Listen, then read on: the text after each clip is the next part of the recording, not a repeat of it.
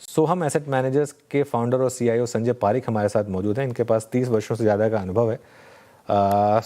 काफ़ी सेक्टर्स हैं जिन पर oil and gas, cement, petrochemicals, banking, IT, जिनमें अच्छी पकड़ है इनकी। इनसे बात करेंगे और समझेंगे कि क्या व्यू है इस समय। Sanjay ji, good afternoon. संजय जी बताइए, इस समय क्या मार्केट में वॉर रिलेटेड करेक्शन खत्म हुई? क्या अब जो थर्सडे का लो था 22,200 के आसपास का, क्या अब वो एक लक्ष्मण रेखा होगी मार्केट के लिए? Yeah, Anuji, so I can tell you what we're doing and we are telling our clients. So first, we are systematically as a family investing in our fund slowly.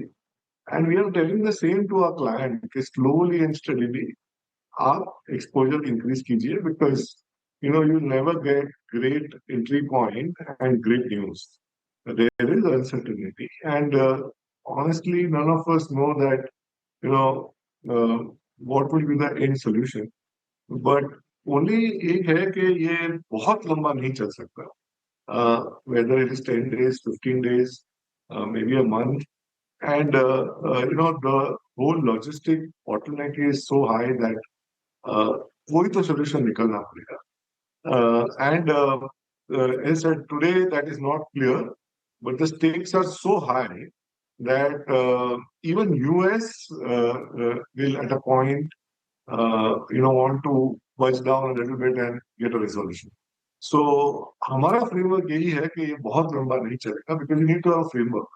वरना आप you can't just act. And with that framework, हम slowly and steadily we are investing in our fund and fund में से भी हम invest कर रहे हैं. हमारा large cap focus है. At least 70% always has been large cap. Right now, 78% is in large cap. And we're finding a lot of value, but we are slowly accumulating. Okay Sanjay ji, good afternoon. Shreya बात कर रही हूँ। एक अच्छी खबर आपने बताई कि अब शायद मार्केट में करेक्शन ख़त्म हो रहा है और धीरे धीरे आप पैसे भी डिप्लॉय कर रहे हैं। तो लार्ज कैप में तो मैंने समझा कि आपका ज़्यादा एक्सपोजर है, लेकिन अगर ब्रॉडर मार्केट्स की बात करूँ संजय जी, मिड कैप और स्मॉल कैप, तो यहाँ पर कैसी स्थिति नज़र आ रही है आपको? यहाँ पर आपका टेक क्या होगा? Shreya, so वहाँ पर हमारा strategy now is we are in the fourth year. And हमारा strategy यही है कि if within small cap, without compromising on quality, if you're getting at a very good value, look for those there. I mean, we're not ever कि हमें नहीं चाहिए. एक level था जब बहुत ज्यादा फ्रॉड था तो हम लार्ज कैप बहुत ज्यादा था हमारे पास. एज ऑफ नाउ अभी हमें लग रहा है कि selectively mid and small cap में काफी जगह वैल्यू इमर्ज हो रही है. तो कहीं किसी का अगर रिडेम्पशन है, कहीं बहुत ज्यादा ओवर रिएक्शन से कोई स्टॉक बिका है, और if our work is ready, हमारे कभी गाइडलाइंस है वहां पर कि हम कमोडिटी मिड कैप नहीं लेंगे. हम सेक्युलर बिजनेसेस में रहेंगे एंड प्राइस वैल्यू गैप बहुत ज्यादा चाहिए.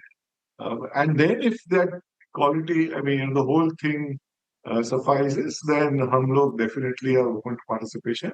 And we are seeing from the lows, some of them are more than 20-25% also. So it's still not एक साथ सब नहीं move हो रहा है, but clearly value emerge हो रही है. वहाँ you are able to see participation also. Okay, बैंकों के अपडेट्स आए, आपने देखे होंगे.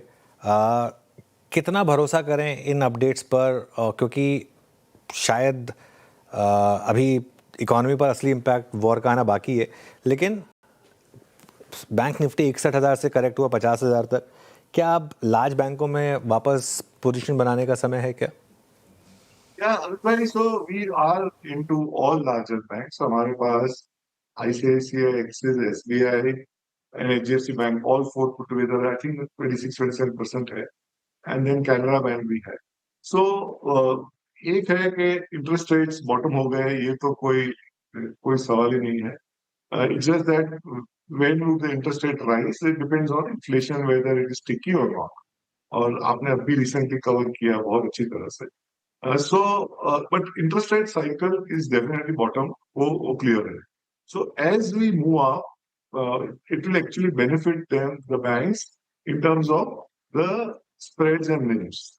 It could be based on the competition, it could be less or it could be more, but certainly they will benefit. That's the first thing. Secondly, asset quality pain due to this crisis, I think it's too early because सबकी balance sheet बहुत बढ़िया थी. We are not saying नहीं हो सकता. अगर ये थोड़ा लंबा चला, तो definitely mid corporate में, SME में, asset quality pain retail में भी आ सकता है. तो ये this is a monitorable and hence markets also little volatile and not clear. But मुझे लग रहा है कि again it comes to the framework कि अगर ये लंबा नहीं चलेगा, then I think the balance sheet, the excess provision जो banks में हुए हैं, उसमें हमें नहीं लगता है कि कोई बड़ा problem आएगा, and then that will be a phenomenal opportunity to buy. So again, banking with the same strategy कि slowly and steadily आप buy कीजिए, so you get a good average and volatility का भी आप advantage ले सकते हैं.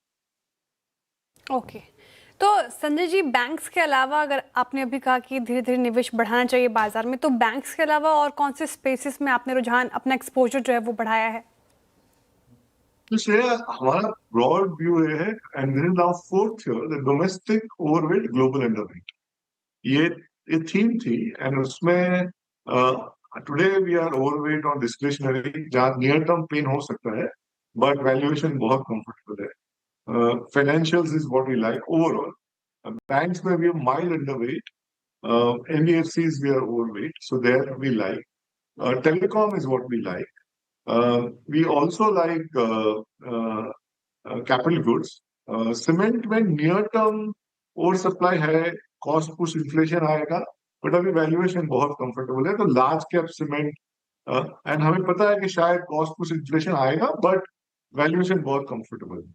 So that's what we like, and ports is what we like. So वहाँ पर we are listed. So all the domestic plays, we are quite positive, and utilities, power sector में utilities is what we like. Okay, तो ये कुछ spaces जहाँ पर आपकी नजरें रहनी चाहिए. बहुत शुक्रिया संजय जी आज हमारे साथ जुड़ने के लिए और खुलकर सारे स्पेसेस पे अपनी राय रखने के लिए. बहुत शुक्रिया आपके वक्त के लिए.